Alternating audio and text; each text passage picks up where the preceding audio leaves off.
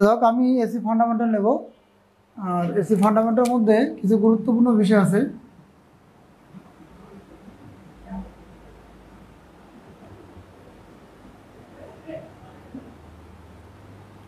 আমরা যদি এমনিতে কল্পনা করি যে আমরা যে ডিসি এবং এসির মধ্যে মূলত পার্থক্য কি, তাহলে আমরা নর্মালি যে পার্থক্যটা পাই সে হচ্ছে ডিসির ক্ষেত্রে যে ভোল্টেজ হোক অথবা কারেন্ট হোক সে কিন্তু একটা নির্দিষ্ট লেভেলে থাকে। এটা যদি 6 ভোল্ট হয়, 6 ভোল্ট অথবা যেটাই হোক সেটা থাকবে। এটা যদি আমাদের ডিসি হয় তাহলে দেখা যাবে যে ভোল্টেজ অথবা কারেন্ট সে যে মানই হোক না কেন তার সময়ের সাথে সাথে মানে কোনো পরিবর্তন হয় না। এই জন্য আমরা বলি ডাইরেক্ট কারেন্ট, অর্থাৎ যে মানটা সময়ের সাথে সাথে কোনো পরিবর্তন হয় না সেটাকে আমরা বলি ডিসি। আর এসির ক্ষেত্রে আমরা কি বলি, যে মানটা আমাদের কি হচ্ছে সময়ের সাথে সাথে পরিবর্তন হচ্ছে, টাইমের সাথে সাথে ভেরিয়েশন হচ্ছে। যদি সময়ের সাথে সাথে মানে পরিবর্তন হয় সেটা হচ্ছে আমাদের এসি। তাহলে এই এসি এবং ডিসির মধ্যে মূল পার্থক্য হচ্ছে এটা, যে যে ভ্যালুগুলো বা যে মানগুলো আমার সময় পরিবর্তন হলেও মানে কোনো পরিবর্তন হয় না, যেমন 6 ভোল্ট 6 ভোল্ট, 10 ভোল্ট 10 ভোল্ট, বা 2 অ্যাম্পিয়ার 2 অ্যাম্পিয়ার, বা 10 অ্যাম্পিয়ার 10 অ্যাম্পিয়ার, একই রকম থাকবে। একই টাইমে বা ভিন্ন টাইমে তার একই মানই থাকবে, সেটা হচ্ছে ডিসি। আর যে মানটা সময়ের সাথে সাথে পরিবর্তন হবে, যেমন আমি যদি একটা এসির কথা কল্পনা করি, এর একটা পূর্ণ সাইকেল, এই পূর্ণ সাইকেলের মধ্যে এখানে একটা ভ্যালু আছে, এখানে একটা ভ্যালু আছে, এখানে একটা ভ্যালু আছে, এখানে একটা ভ্যালু আছে, এখানে একটা ভ্যালু আছে, এখানে একটা ভ্যালু আছে, এখানে একটা ভ্যালু, প্রত্যেকটা মুহূর্তে তার একটা মান আছে। এই যে প্রত্যেকটা মুহূর্তে যে মানটা আছে সেটাই হলো আমাদের কি এসি। অর্থাৎ সময়ের সাথে সাথে যেটা পরিবর্তন হবে সেটা হচ্ছে আমাদের অল্টারনেটিং কারেন্ট। অল্টারনেটিং মান হচ্ছে যেটা সময়ের সাথে পরিবর্তন হবে সেটা। এটার জন্য ডিসি এবং এসি দুইটার ক্ষেত্রে কিছু সুবিধা আছে, অসুবিধা আছে। যেহেতু আমরা এসি করবো তাহলে এসির সুবিধাগুলো একটু বলি। যে প্রথমে তো আমরা দেখতে পারতেছি যে মানটা কি হচ্ছে সময়ের সাথে পরিবর্তন হচ্ছে। যেহেতু মানটা সময়ের সাথে পরিবর্তন হচ্ছে, আমরা চাইলে এটাকে ভিন্ন লেভেলে মানটা ইউজ করতে পারবো। যেমন এটা যদি ম্যাক্সিমাম ভ্যালু 10 হয়, 10 ভোল্ট হয়, তাহলে আমি এখানে কিন্তু একটা ভ্যালু পাবো, মনে করলাম 3 ভোল্ট। আমি এখানে একটা ভ্যালু ইউজ করতে পারবো। যদি এটা ইউজ করতে চাই, মনে করি এটা 4 ভোল্ট, এটা মনে করলাম 5 ভোল্ট, এরকমভাবে প্রত্যেকটা জায়গাতে আমি কিন্তু মানগুলো কী করতে পারবো, ইউজ করতে পারবো। কিন্তু ডিসিতে কিন্তু তা পারবো না। যে ডিসিতে ক্ষেত্রে এইখানে যদি 6 ভোল্ট অ্যাপ্লাই করা থাকে আমার কিন্তু 6 ভোল্ট নিয়ে কাজ করতে হবে, সেটাকে আমি কোনোভাবে পরিবর্তন করতে পারবো না। কিন্তু এসিতে আমি কী করতে পারতেছি, যেখানে 3 ভোল্ট আছে সেটাকে আমি 3 ভোল্ট নিতে পারবো, এখানে 4 ভোল্ট আছে নিতে পারবো, 5 ভোল্ট নিতে পারবো, এরকম প্রত্যেকটা ধাপে ধাপে মানগুলো নিতে পারবো এবং সময়ের সাথে সেটা ভেরিয়েশন হবে। এটা আমাদের প্রথম সুবিধা, যে আমরা ভিন্ন মানে ব্যবহার করতে পারি। আর আরেকটা সুবিধা হলো যে ডিসি দেখেন, আমাদের ডিসি কিন্তু কখনো জিরোতে আসে না। এই যে ডিসির ভ্যালুটা এটা কিন্তু কখনো জিরোতে আসে না, এই মানটা কখনো জিরোতে আসে না। যেহেতু মানটা কখনো জিরোতে আসে না, সে যে কোনো সময় হোক, সে টি ইকুয়াল টু 0 হোক অথবা টি ইকুয়াল টু টি হোক, মানে টি ইকুয়াল টু টি হতে পারে অথবা টি ইকুয়াল টু কত 0 হোক, যে ভ্যালুতে হোক না কেন তার মানটা কখনো জিরোতে আসে না। যেহেতু মানটা জিরোতে আসে না, তাহলে কিন্তু ডিসিটাকে আমরা কন্ট্রোল করতে পারবো না। অর্থাৎ ডিসিটা কন্ট্রোল করা কী হবে, অনেক কঠিন হবে। ক্যামেরা কেটে নেই, আমি কোন দিকে ফোকাস করব। তাহলে ডিসিতে কিন্তু সময়ের সাথে সাথে যেহেতু তার জিরোতে আসে না, তাহলে কিন্তু এটাকে কন্ট্রোল করা কঠিন। আর এটা কিন্তু দেখেন একটা পূর্ণ সাইকেলের ক্ষেত্রে 2 বার জিরোতে আসবে, এখানে একবার জিরোতে আসবে, এখানে একবার জিরোতে আসবে। যেহেতু একটা মানের 2 বার, একটা পূর্ণ সাইকেলের মধ্যে 2 বার জিরোতে আসবে, তাহলে ওটাকে কিন্তু আমি কন্ট্রোল করতে পারবো মানে দ্রুত। এর একটা সুবিধা। আর একটা হচ্ছে যে ব্যবহারিকে যদি যাই তাহলে কিন্তু আমাদের ডিসি থেকে এসিতে ব্যবহার করার সুবিধা কেন বলেন, কারণ আমরা জানি আমাদের যে জেনারেশন হয় সেটা উৎপন্ন হচ্ছে 11 কেবিতে, সেটাকে আমরা স্টেপ আপ করি, হয়তো বা 11/230 কেবি করলাম, আর 132 কেবি করি, অথবা 400 কেবি করি, যেটাই করি না কেন, তখন কিন্তু আবার সেটাকে আমরা ডাউন করি, কী করি 11 আমরা যখন ডাউন করি তাহলে 0.4 কেবি অথবা 230 ভোল্টে নিয়ে আসি।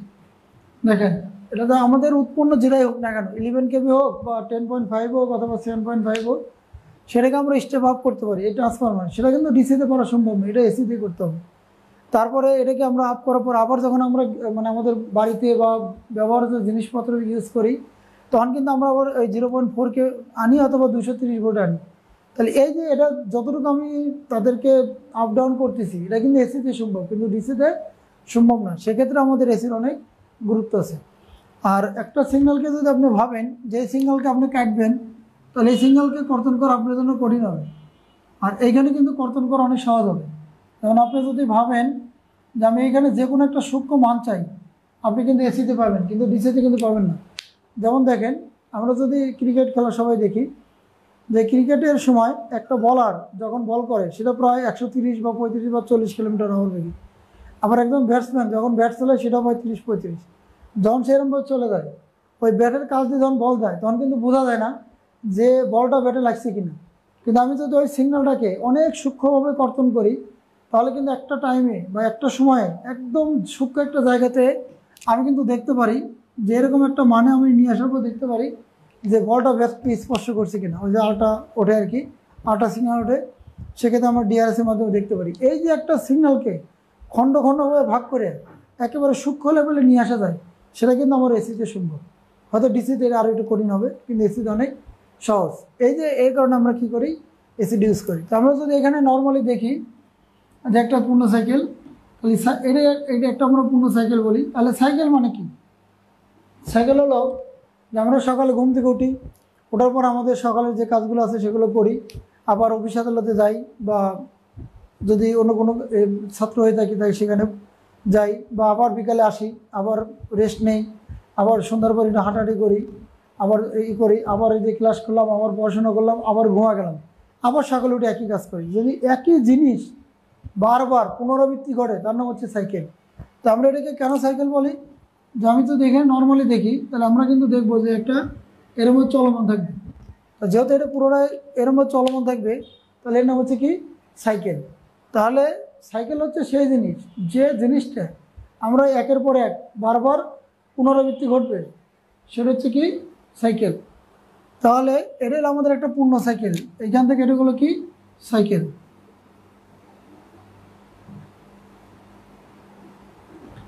আমি যদি একটা সাইকেলের সংজ্ঞা দিই, তাহলে আমরা একটা সাইকেলের সংজ্ঞাটা কীভাবে দিতে পারি?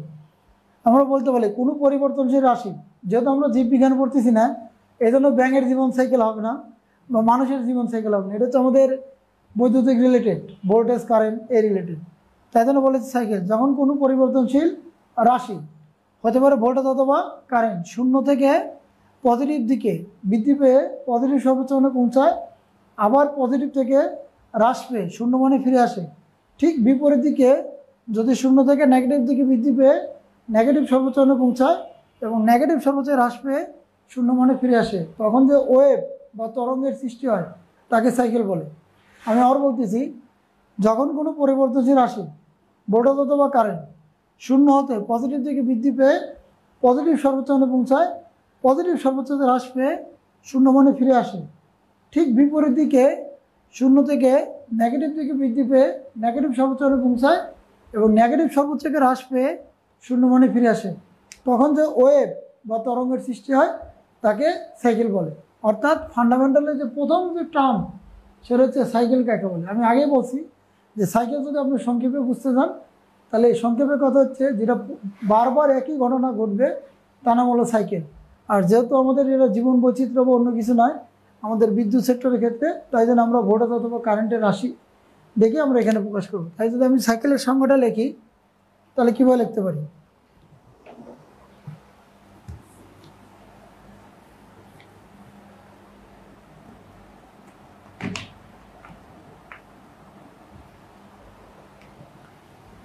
তো দেখেন, সাইকেল দেখা যাচ্ছে এখানে, দেখা যায় সাইকেল। দেখেন, যখন কোনো পরিবর্তনশীল রাশি, যখন কোনো পরিবর্তনশীল রাশি, যখন কোনো পরিবর্তনশীল রাশি ব্যাকে লাগবে ভোল্টেজ অথবা কারেন্ট, যখন কোনো পরিবর্তনশীল রাশি ভোল্টেজ অথবা কারেন্ট শূন্য হতে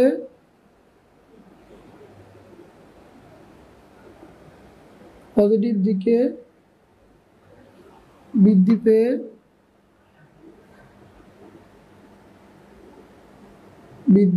পজিটিভ সর্বোচ্চ মানে পৌঁছায়, পজিটিভ সর্বোচ্চ মানে পৌঁছায়,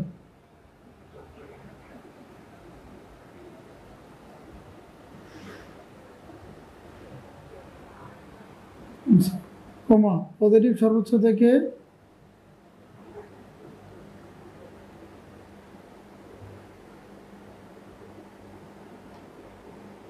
হতে হ্রাস পেয়ে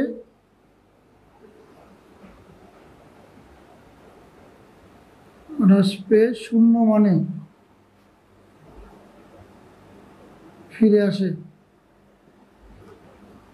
ঠিক বিপরীত দিকে ফিরে আসে, ঠিক বিপরীত দিকে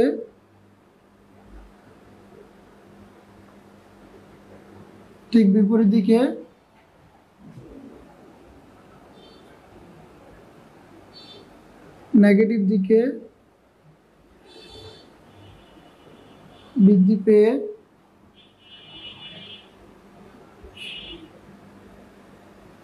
নেগেটিভ সর্বোচ্চ মানে পৌঁছায়, নেগেটিভ সর্বোচ্চ মানে পৌঁছায়,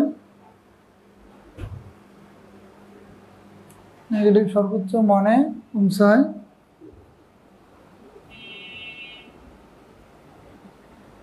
এবং নেগেটিভ সর্বোচ্চ মান হতে শূন্য মানে ফিরে আসে, শূন্য মানে ফিরে আসে, তখন যে ওয়েভ বা তরঙ্গের সৃষ্টি হয়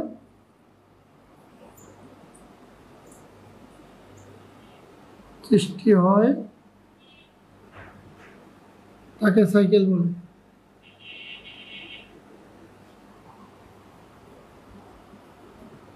এখন আমি যে কথাটা বললাম ওটা আর কি লিখছে আর কি, যে যখন কোনো পরিবর্তন রাশি ভোল্টেজ অথবা কারেন্ট শূন্যতে পজিটিভ দিকে বৃদ্ধি পেয়ে পজিটিভ সর্বোচ্চ মানে পৌঁছায়, আবার পজিটিভ সর্বোচ্চ হ্রাস পেয়ে শূন্য মানে ফিরে আসে, ঠিক বিপরীত দিকে নেগেটিভ দিকে বৃদ্ধি পেয়ে নেগেটিভ সর্বোচ্চ মানে পৌঁছায়, নেগেটিভ সর্বোচ্চ হ্রাস পেয়ে শূন্য মানে ফিরে আসে, তখন যে ওয়েভ বা তরঙ্গের সৃষ্টি হয় তাকে সাইকেল বলে। আমরা তো এত বড় সংখ্যা না পড়ে এখানে পারে যাবো।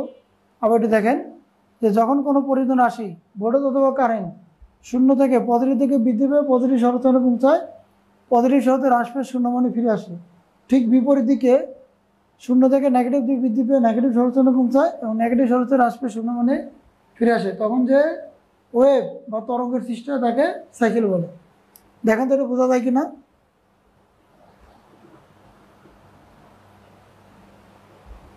যদি কোনো ভাই বাবুটা ধরে যে সাইকেল কাকে বলে, তাহলে আমরা কিন্তু এখানে বুঝে লিখবো, মানে সহজভাবে বলবো আর কি, যে একবারে স্টেপ বাই স্টেপ বলে হবে যে 4টি স্টেপ আছে, যে যখন কোনো পরিবর্তন রাশি শূন্য থেকে বৃদ্ধি পেয়ে পজিটিভ সর্বোচ্চ পৌঁছায়, পজিটিভ সর্বোচ্চ হ্রাস পেয়ে শূন্য মানে ফিরে আসে, ঠিক বিপরীত দিকে শূন্য থেকে নেগেটিভ দিকে বৃদ্ধি পেয়ে নেগেটিভ সর্বোচ্চ পৌঁছায়, নেগেটিভ থেকে হ্রাস পেয়ে শূন্য মানে ফিরে আসে, তখন যে ওয়েভ বা তরঙ্গের সৃষ্টি হয় তাকে সাইকেল বলে।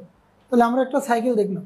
এরপরে যেটা আছে যে আমরা জানি যে এই এসি সার্কিটের ক্ষেত্রে তার একটা সিগন্যালের মধ্যে অনেকগুলো মান আছে, যেমন অ্যামপ্লিটিউড আছে, আরএমএস ভ্যালু আছে, ফেজ আছে, ফ্রিকোয়েন্সি আছে। তো এখন যেটা শিখবো সেটা হচ্ছে অ্যামপ্লিটিউড। দেখেন অ্যামপ্লিটিউড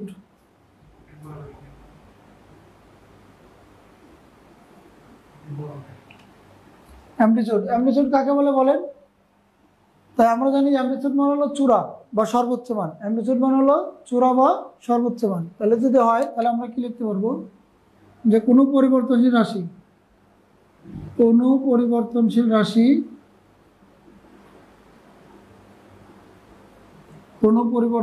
রাশি এখানে থাকবে ভোল্টেজ অথবা কারেন্ট এর পজিটিভ অথবা নেগেটিভ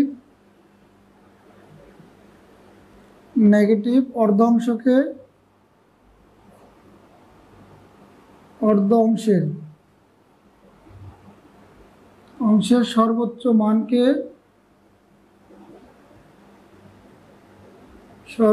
মানকে অ্যামপ্লিটিউড বলে।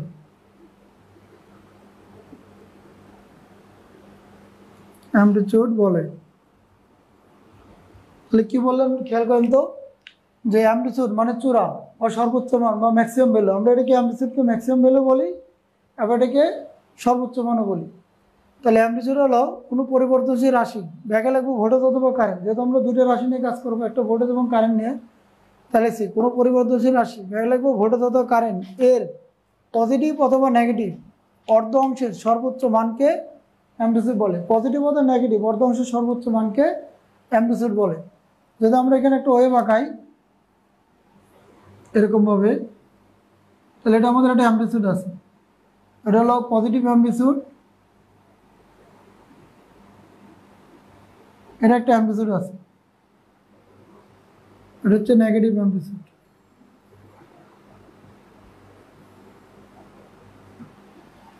দেখেন এখানে দুটি অ্যামপ্লিটিউড, এখানে একটা ভ্যালু আছে, এটার নাম হলো পজিটিভ অ্যামপ্লিটিউড, এটা হচ্ছে কি নেগেটিভ অ্যামপ্লিটিউড। যদি আমরা একটা ইকুয়েশন দিই যে আই ইকুয়াল টু, মনে করি I equal to I max sine omega T plus minus কত থিটা, তাহলে আমার এটা হলো অ্যামপ্লিটিউড বা সর্বোচ্চ মান।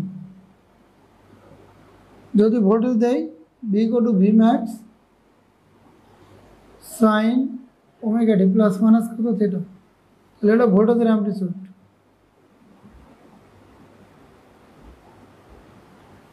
তাহলে কী লিখলাম বলেন? তাহলে আমরা বলছি অ্যামপ্লিটিউড মানে কি ম্যাক্সিমাম ভ্যালু বা সর্বোচ্চ মান, সেটাই বলে, সমস্যা নাই। তাহলে অ্যামপ্লিটিউড হচ্ছে কোনো পরিবর্তিত রাশি, ব্যাখ্যা লিখব ভোল্টেজ অথবা কারেন্ট এর পজিটিভ অথবা নেগেটিভ অর্ধ অংশের সর্বোচ্চ মানকে অ্যামপ্লিটিউড বলে। পজিটিভ অথবা নেগেটিভ অর্ধ অংশের সর্বোচ্চ মানকে অ্যামপ্লিটিউড বলে। তাহলে অ্যামপ্লিটিউড হচ্ছে পজিটিভ হতে পারে আবার নেগেটিভ হতে, যদি এদিকে কল্পনা করি তাহলে হলো পজিটিভ অ্যামপ্লিটিউড, যদি এখানে কল্পনা করি হলো নেগেটিভ। আর আমরা ইকুয়েশনের ক্ষেত্রে যেটা পাই আই কোড I max sine omega T plus minus সেটা, এখানে যে ভ্যালুটা থাকে সেটা হলো অ্যামপ্লিটিউড, অথবা ভি কোড V max sine omega T plus minus সেটা, এখানে যে ভ্যালুটা থাকে সেটা হলো অ্যামপ্লিটিউড। এটা হলো ভোল্টেজের অ্যামপ্লিটিউড, এটা হচ্ছে কারেন্টের অ্যামপ্লিটিউড। দেখেন একটু কথা কি বোঝা যায় নাকি একটু দ্রুত হয়ে যাচ্ছে? সমস্যা হচ্ছে না? না, ঠিক আছে। কারো কোনো প্রশ্ন আছে এটা অ্যামপ্লিটিউড নিয়ে?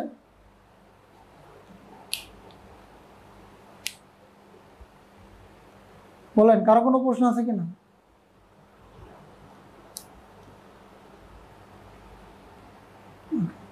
ঠিক আছে,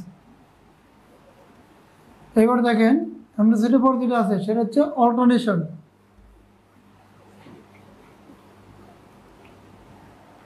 অল্টারনেশনটা একটু পরে দেখি। তাৎক্ষণিক মান, আমরা যেটা পরে যেটা আছে সেটা হলো তাৎক্ষণিক মান।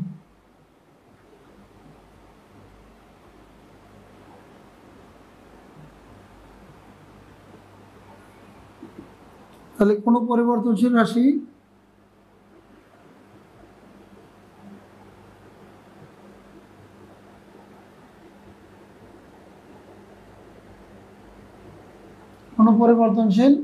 ব্যাখ্যা লিখবেন ভোল্টেজ অথবা কারেন্ট। কোনো পরিবর্তনশীল রাশি ব্যাখ্যা লিখতে হবে ভোল্টেজ অথবা কারেন্ট এর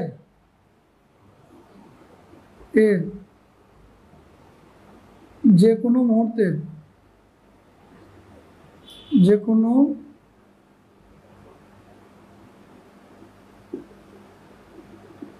মুহূর্তের মানকে উহার তাৎক্ষণিক মান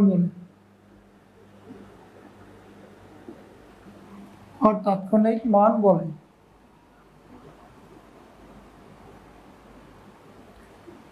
দেখেন তাৎক্ষণিক মান, আমরা যদি তাৎক্ষণিক মান ইনস্ট্যান্ট ভ্যালু মানে কি যে কোনো মুহূর্তে। যদি আপনি এখন বলেন যে এখন কটা বাজে, তাহলে এখন যে কটা বাজে আপনাকে সেটা বলতে হবে যে 9:20 বা 9:30 বা 9:30 এত, একবার তাৎক্ষণিক। তাহলে এই তাৎক্ষণিক মানে কি যে কোনো পরিবর্তনশীল রাশি ভোল্টেজ অথবা কারেন্ট এর যে কোনো মুহূর্তের মানকে আর তাৎক্ষণিক মান বলে। যেমন তাৎক্ষণিক মানটা কি দেখেন, মনে করেন আমি একটা ওয়েভ দিলাম, এই ওয়েভের ক্ষেত্রে আমার এইখানে একটা মান দরকার, এইখানে, এটাই তো আমার তাৎক্ষণিক মান। অথবা ওর এইখানে একটা মান দরকার, এখানে একটা মান দরকার, এই যে একটা মান পাচ্ছি আমি, এটা আমার কি তাৎক্ষণিক মান। যেমন আই ইকুয়াল টু, যদি আমরা একটা ইকুয়েশন লিখি I equal to I max sine 100πt, মনে করলাম আই ইকুয়াল টু কত আই ম্যাক্স সাইন 100πt, তাহলে আমার এটা হচ্ছে তাৎক্ষণিক মান, এটা তাৎক্ষণিক কারেন্ট, এইটা হচ্ছে তাৎক্ষণিক কারেন্ট, এই আইটা ছোটদের আইকে।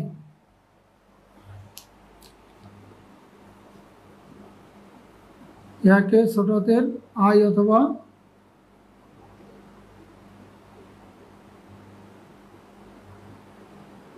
দ্বারা প্রকাশ করা হয়।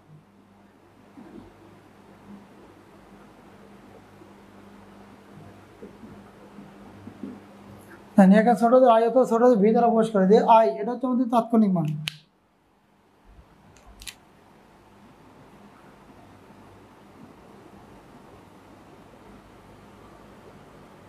তাৎক্ষণিক মান অথবা ভি ইকুয়াল টু কত, আমরা জানি ভি ইকুয়াল টু কি জানি, ছোট ভি ইকুয়াল টু হলো ভি ম্যাক্স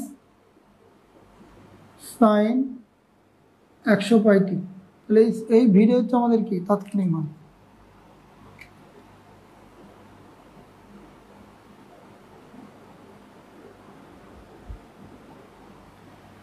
এজন্য বলেছে কোনো পরিবর্তন রাশি ভোল্টেজ অথবা কারেন্ট, হ্যাঁ তাৎক্ষণিক মান, কোনো পরিবর্তন রাশি ভোল্টেজ অথবা কারেন্ট এর যে কোনো মুহূর্তের মানকে ওর তাৎক্ষণিক মান বলে। ইহাকে ছোটদের আই অথবা ভি দ্বারা প্রকাশ করা হয়। তাহলে I equal to I max sine omega T অর্থাৎ 100πt, তাহলে এটা আমার তাৎক্ষণিক মান। আর V equal to V max sine 100πt, তাহলে এটা আমাদের কি তাৎক্ষণিক মান। যদি এইখানে থাকে এটা বলে অ্যামপ্লিটিউড, আর এইখানে মানটাকে বলা হবে কি তাৎক্ষণিক মান। দেখেন বোঝা যায় কিনা? হ্যালো, শোনা যাচ্ছে কথা নাকি শোনা যায় না? ভালো হলে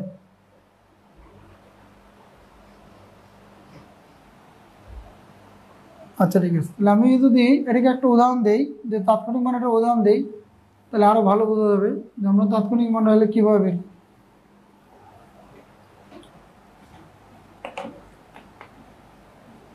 দেখেন একটা যদি উদাহরণ দিই, যে যদি আই ইকুয়াল টু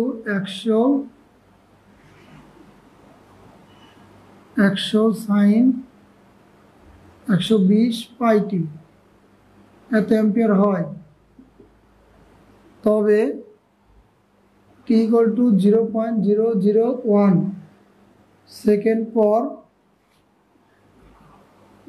পর উহার তাৎক্ষণিক মান কত হবে? উহার তাৎক্ষণিক মান কত হবে? তাৎক্ষণিক মান কত হবে? কি বললাম বলেন তো, যে যদি I equal to 100 sine 120πt এত অ্যাম্পিয়ার হয়, তাহলে টি ইকুয়াল টু 0.001 সেকেন্ড পর ওর তাৎক্ষণিক মান কত হবে? তাহলে আমরা কি হয়ে গেছে বন্ধ হয়েছে,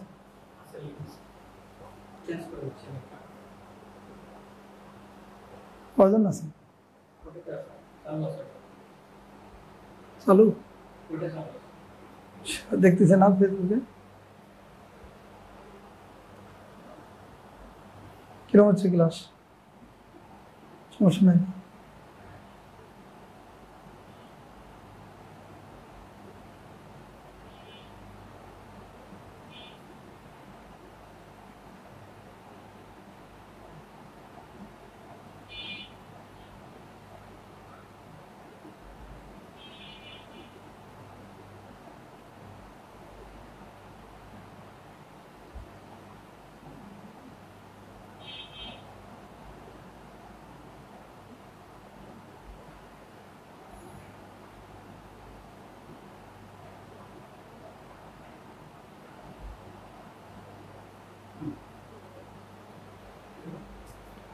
তাহলে একটা উদাহরণ যদি আমরা দেই, যে যদি I equal to 100 sine 120πt এত অ্যাম্পিয়ার হয়, তাহলে টি ইকুয়াল টু 0.001 সেকেন্ড পরে ওর তাৎক্ষণিক মান কত? তাহলে আমরা একটা ইকুয়েশন আমরা যে কোনো একটা মান বসাবো, সেই মানটা আমরা কত দিলাম, যে যদি 0. কত হয় 0.001 সেকেন্ড হয়, তাহলে কত হবে? তাহলে দেখি আমাদের গিভেন ডাটা কত আছে। গিভেন আই ইকুয়াল টু হলো 100 সাইন 120π ইন্টু টি। তাহলে যখন টি ইকুয়াল টু 0.001 সেকেন্ড, তখন আই ইকুয়াল টু হট, তাহলে না বসা দেই। তাহলে আই ইকুয়াল টু হলো 100 সাইন 120 আর পাই মান হলো 180 আর টির মান হলো 0.001 সেকেন্ড। তাহলে এখানে একটা মান পাওয়া যাবে। কিন্তু আমরা যে মানটা পাবো এটা আমাদের হলো তাৎক্ষণিক মান, যে 100 সাইন 120 গুণন 180 গুণন হলো 0, এই পায়ের মান হলো 180। পায়ের মানটা মনে রাখতে হবে, যদি সাইন কস 10 অথবা যে কোনো ত্রিকোণমিতির ভ্যালু যেমন ট্যান, কোসেক, কোসাইন, এগুলো যে কোনো ত্রিকোণমিতিক ভ্যালুতে যদি ব্যবহার হয় তাহলে হলো 180°। আর যদি ফ্রিকোয়েন্সিতে ইউজ হয়, ফ্রিকোয়েন্সি ব্যবহার ক্ষেত্রে এফ ইকুয়াল টু কত, omega T, F equal to omega divided 2π। এই ক্ষেত্রে পাইর মান হলো 3.1416। শুধুমাত্র এই ক্ষেত্রে কত, 3.1416। এটা কিন্তু আমরা অনেকে ভুল করি, F equal to 1 by F equal to omega divided 2π। এখানে কিন্তু আমরা 180° হবে না, এটা হলো 3.1416। আর যখন আমরা সাইন কস ট্যান এগুলোতে ব্যবহার করব তখন এখানে আমার অ্যাঙ্গেল হবে কত, 180°। তাহলে আমরা এখানে কী পেলাম, যদি I equal to 100 sine 120πt এত অ্যাম্পিয়ার হয়, তাহলে টি ইকুয়াল টু 0.001 সেকেন্ড পরে ওর তাৎক্ষণিক মান কত হবে। তাহলে given I equal to 100 sine 120πt, তাহলে যখন টির মান 0. এত তখন আইয়ের মান এত। আই ইকুয়াল টু 100 সাইন, পাই তো 120, সরি 120 তো 120, পায়ের মান 180, আর টির মান বসে 0.001, যা আসে তাই। এটা কি বোঝা গেছে? দেখেন তো যে তাৎক্ষণিক মান বের করতে পারবো কিনা। এখন যদি আমি এর পরিবর্তে টির পরিবর্তে এটা দেই 0.005, টির পরিবর্তে দেয় 0.0025, টির পরিবর্তে 0.00125, সব মানই পাবো, অর্থাৎ সব এক থাকবে, শুধু সময়টা কী হবে, পরিবর্তন হবে। দেখেন বুঝছেন কিনা সবাই?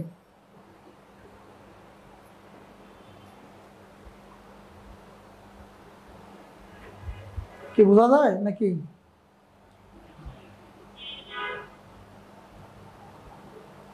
হ্যালো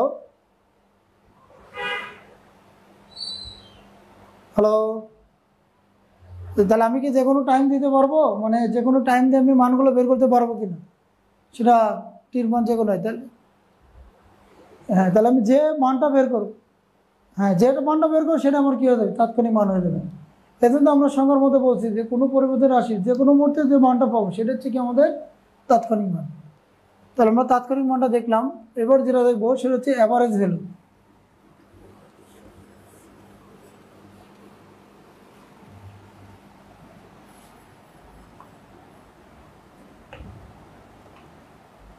অ্যাভারেজ ভ্যালু কি,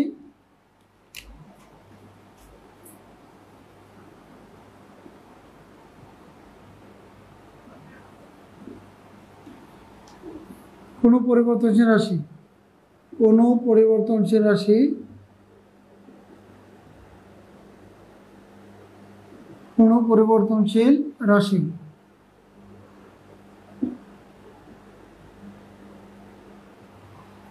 দেখেন কোনো পরিবর্তন রাশি ব্যাগ লাগবে ভোল্টেজ অথবা কারেন্ট এর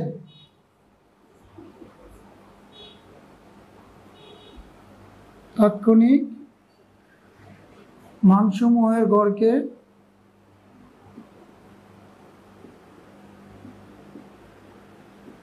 ওর গড় মান বলে, উহার গড় মান বলে। কি বললাম, কোনো পরিবর্তনশীল রাশি ভোল্টেজ অথবা কারেন্ট, যে কোনো পরিবর্তন রাশি হতে পারে, সেটা ভোল্টেজ অথবা কারেন্ট হতে পারে, এর তাৎক্ষণিক মানসমূহের গড়কে গড় মান বলে। আমার একটা প্রমাণ আছে গড় মানের, সেটা আমরা পরে করব। তাহলে গড় মান ইকুয়াল টু হবে এরকম, I average 0.2 I max by pi, 2 I max by কত পাই, এটা যদি ভাঙেন তাহলে 0.636 ইন্টু কত আইম্যাক্স। এর মানে কি বলেন যে সর্বোচ্চ মানকে, এই ম্যাক্সিমাম ভ্যালুকে যদি আমি 0.636 দ্বারা গুণ করি তাহলে ওটা হলো গড় মান। তাই জন্য বলছে কোনো পরিবর্তন রাশি ভোল্টেজ অথবা কারেন্ট এর তাৎক্ষণিক মান সহ গড়কে ওর গড় মান বলে। আই অ্যাভারেজ হবে হলো 2 আইম্যাক্স বাই পাই, এই 2কে পাই দ্বারা ভাগ করে 2 আইম্যাক্স বাই, অর্থাৎ 2কে পাই দ্বারা ভাগ করলে 0.636 আসে, এত ম্যাক্স। সে ভোল্টেজ হোক, যদি ভোল্টেজ হয় তাহলে ভোল্টেজের ম্যাক্সিমামকে আমি যদি 0.636 দ্বারা গুণ করি তাহলে তার গড় মান পাবো। আর যদি কারেন্টের ক্ষেত্রে হয় তাহলে কারেন্টের ম্যাক্সিমামকে যদি আমি 0.636 দ্বারা গুণ করি তাহলে আমি কী পাবো, অ্যাভারেজ পাবো। তাহলে যদি ভির ক্ষেত্রে হতো তাহলে V average equal to 2 V max ভাগ হলো পাই, এটা একই জিনিস 0.636 ইন্টু কত ভি ম্যাক্স। অর্থাৎ ভোল্টেজের ম্যাক্সিমাম মানকে যদি আমি 0.636 দ্বারা গুণ করি তাহলে অ্যাভারেজ পাবো, অথবা 2 বাই পাই দিলেও একই কথা। এটা আমাদের কি মান, গড় মান। কি বোঝা যায়? এটা আমাদের একটা প্রমাণ আছে, এই প্রমাণটা আমি করাবো এখনই নয়, মানে প্রমাণ তো এখনই করাচ্ছি না, থিওরিটিকটা আলোচনা করতেছি। এগুলো তো জানতে হবে, ছোটো ছোটো জিনিস না জানলে তো আর বড় তো করা যাবে না। এরপর যদি আমরা খেয়াল করি আরএমএস ভ্যালু, আরএমএস ভ্যালু কাকে বলে কেউ বলতে পারবেন? বলেন দেখ, কে বলতে পারেন আরএমএস ভ্যালু?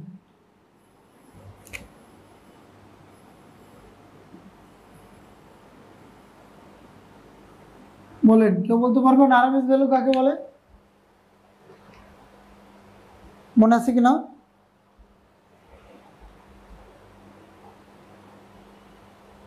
কারোই মনে নাই?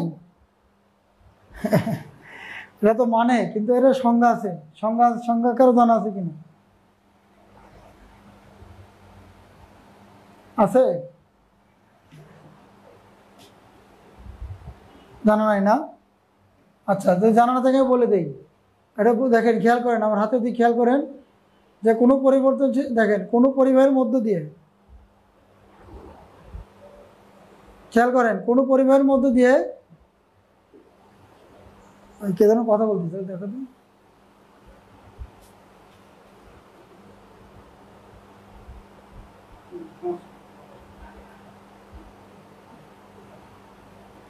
খেয়াল করেন কোনো পরিবাহের মধ্য দিয়ে নির্দিষ্ট সময়ে নির্দিষ্ট পরিমাণ ডিসি প্রবাহিত করলে যে পরিমাণ তাপের উৎপন্ন হয়, ওই পরিবাহীতে ওই পরিমাণ তাপ উক্ত সময় উৎপন্ন করতে যে পরিমাণ এসির প্রয়োজন হয় তাকে তার আরএমএস মান বলে।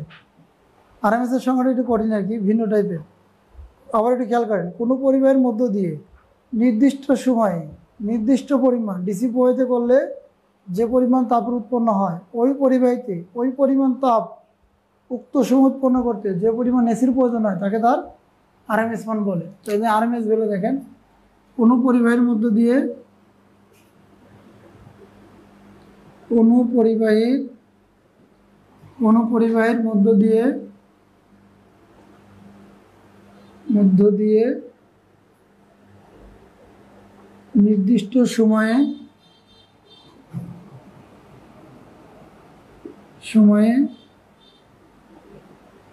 নির্দিষ্ট পরিমাণ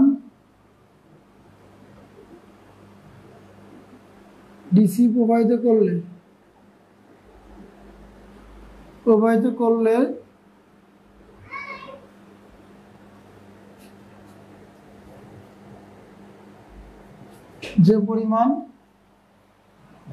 যে পরিমাণ তাপের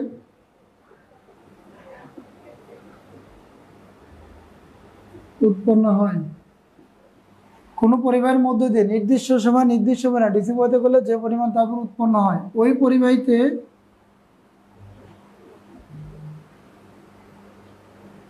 ওই পরিমাণ তাপ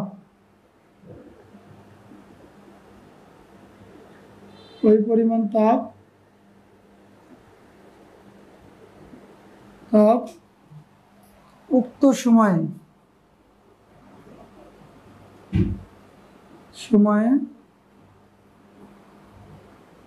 উৎপন্ন করতে যে পরিমাণ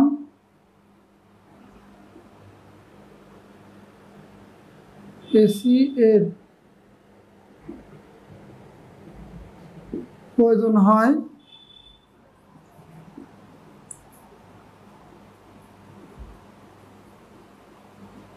তাকে আরএমএস মান বলে।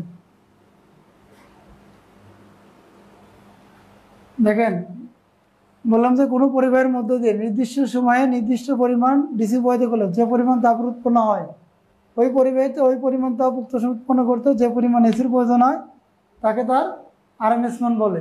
খেয়াল করছেন সংখ্যাটা একটু ইম্পর্টেন্ট, কিন্তু ভাইভাতে ধরে, এটা ভাইভাতে আপনার মাঝে মাঝে ধরবে যে আরএমএস মান কাকে বলে। আরএমএস মান হলো কোনো পরিবাহীতে নির্দিষ্ট সময়ে নির্দিষ্ট পরিমাণ ডিসি প্রবাহিত করলে যে পরিমাণ তাপের উৎপন্ন হয়, ওই পরিবাহীতে ওই পরিমাণ তাপ উক্ত সময় উৎপন্ন করতে যে পরিমাণ এসির প্রয়োজন হয় তাকে তার আরএমএস মান বলে। তাহলে যদি আরএমএস মান আমরা লিখি আইআরএমএস ইকুয়াল টু কত, আইম্যাক্স বাই √2 অথবা 0.707 গুণন কত IMAX, or V RMS equal to হলো ভিম্যাক্স বাই কত √2, 0.707 ইন্টু হলো ভিম্যাক্স। এটা হলো আইআরএমএস, অর্থাৎ ম্যাক্সিমাম মানকে যদি √2 দ্বারা ভাগ করি তাহলে আমি আরএমএস মান পাবো, অথবা ওটাকে যদি ম্যাক্সিমামকে 0.707 দ্বারা গুণ করি তাও আরএমএস পাবো। অর্থাৎ এই সর্বোচ্চ মানটাকে আমাকে 0.707 দ্বারা গুণ করতে হবে। অ্যামপ্লিটিউড যা পাবো, ম্যাক্সিমাম ভ্যালু যা পাবো তাকে এটা দ্বারা গুণ করবো। অথবা যদি ভোল্টেজ হয় তাহলে ভোল্টেজের ম্যাক্সিমামকে আমি কত দিয়ে গুণ করবো, 0.707 দ্বারা গুণ করবো। এটা হচ্ছে আইআরএমএস, এটা হলো বিআরএমএস। তাহলে আইআরএমএস মানে কি, যে তার সর্বোচ্চ মানকে √2 দ্বারা ভাগ অথবা 0.707 দ্বারা গুণ। বিআরএমএস মানে হলো ভিএমএসকে √2 দ্বারা ভাগ অথবা 1 দ্বারা গুণ। এইটা আর সংখ্যাটা তো মনে রাখবেনই, যে কোনো পরিবাহের মধ্যে দিয়ে নির্দিষ্ট সময় নির্দিষ্ট পরিমাণ ডিসি প্রয়োগ করলে যে পরিমাণ তাপ উৎপন্ন হয়, ওই পরিবাহীতে ওই পরিমাণ তাপ উত্তোষক উৎপন্ন করতে যে পরিমাণ এসির প্রয়োজন হয় তাকে তার আরএমএস মান বলে। ব্যাপারটি খেয়াল করেন। তাহলে এই তিনটার মধ্যে একটা রিলেশন আছে, সেটা হচ্ছে ফর্ম ফ্যাক্টর এবং পিক ফ্যাক্টর। নাম শুনছেন কখনো সবাই? হ্যালো, নাম শুনছেন না ফর্ম ফ্যাক্টর পিক ফ্যাক্টরের? জি, এখন দেখি ফর্ম ফ্যাক্টর নিয়ে বলি। ফর্ম ফ্যাক্টর কি?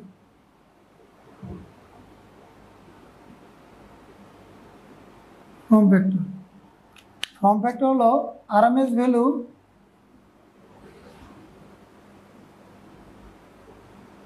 ও এভারেজ ভ্যালু অনুপাতকে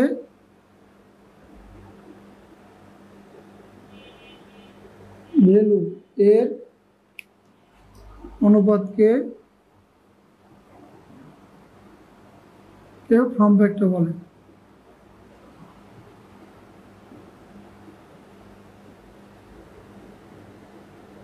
দেখেন, ফর্ম ফ্যাক্টর আরএমএস ভ্যালু ও এভারেজ ভ্যালু অনুপাতকে ফর্ম ফ্যাক্টর বলে। তাহলে ফর্ম ফ্যাক্টর হলো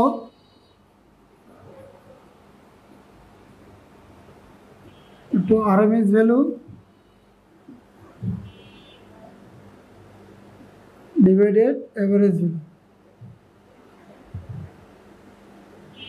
আরএমএস ভ্যালু হলো 0.707 ম্যাক্স, আর এভারেজ ভ্যালু হলো 0.636 ম্যাক্স। এটা কাটাকাটি করি 1.1। এটা কিন্তু মনে রাখতে হবে যে ফর্ম ফ্যাক্টর মাঝে মাঝে আসে, যে ফর্ম ফ্যাক্টর কত এমসিকিউতে আসে, তাহলে 1.1। তাহলে ফর্ম ফ্যাক্টর মানে কি, আরএমএস ভ্যালু এভারেজ ভ্যালু অনুপাতকে ফর্ম ফ্যাক্টর বলে। ফর্ম ফ্যাক্টর মানে আরএমএস ভ্যালু বাই কত এভারেজ ভ্যালু, এটাকে ভাগ করলাম, এটা কাটাকাটি করলাম 1.1। এরপর আরেকটা আছে, বলেন তো এটা কি? বোঝা গেছে? এটা বোঝা যায় নাকি? দেখেন, ফর্ম ফ্যাক্টর মানে আরএমএস ভ্যালু এভারেজ ভ্যালু অনুপাতকে ফর্ম ফ্যাক্টর হলো। Form factor RMS value average মান বসালে এত। আরটা কি আছে বলেন, বলেন।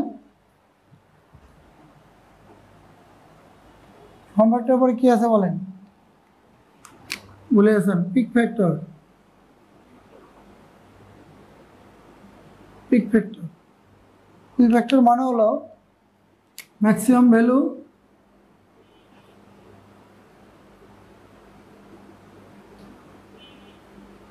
ও আরএমএস ভ্যালু অনুপাতকে ভ্যালু এর অনুপাতকে পিক ফ্যাক্টর বলে।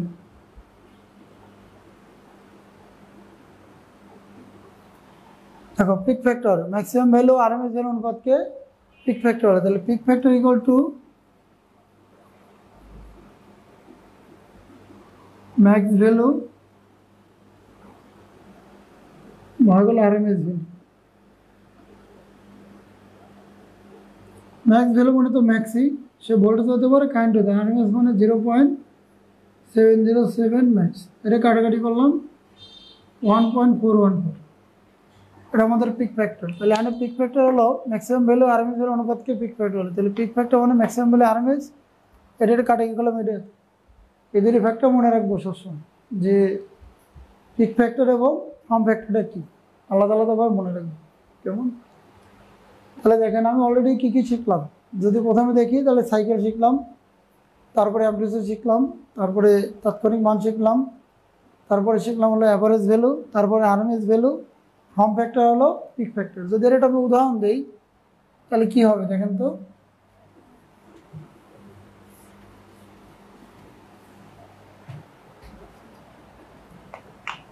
যদি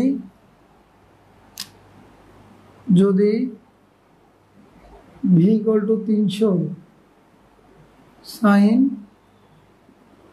100 পাই টি প্লাস 3 ডিগ্রি হয়, এত ভোল্ট হয়, তবে নির্ণয় করো এক maximum value, 2 average value, 3 RMS value, 4 form factor, 5 peak factor, 6 t equal to 0.001 second পরে ওর তাৎক্ষণিক মান,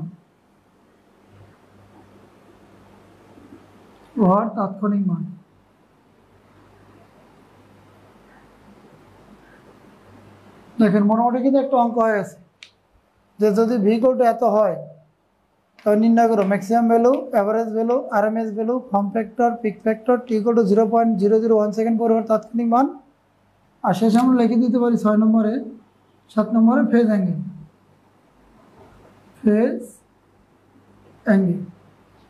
এখান থেকে দেখেন আমি কিন্তু খুব সহজে এতগুলো মান পাবো আর কি, যদিও অল্প সময় পড়াইছি তার মধ্যে কিন্তু এই মানগুলো আসে। ম্যাক্সিমাম ভ্যালু কত, আমি তো এখান থেকে দেখি তাহলে ম্যাক্সিমাম ভ্যালু কত বলেন একজন? 300 ভোল্ট। এই যে আমাদের এখানে থাকে ম্যাক্সিমাম, এই যে 300 ভোল্ট। 2 নম্বর অ্যাভারেজ ভ্যালু, তাহলে অ্যাভারেজ ভ্যালু কত? ভি অ্যাভারেজ 0.636 গুণন 300। 3 নম্বর আরএমএস ভ্যালু, তাহলে আরএমএস ভ্যালু কত? ভি আরএমএস ইকুয়াল টু হলো 0.707 গুণন 300।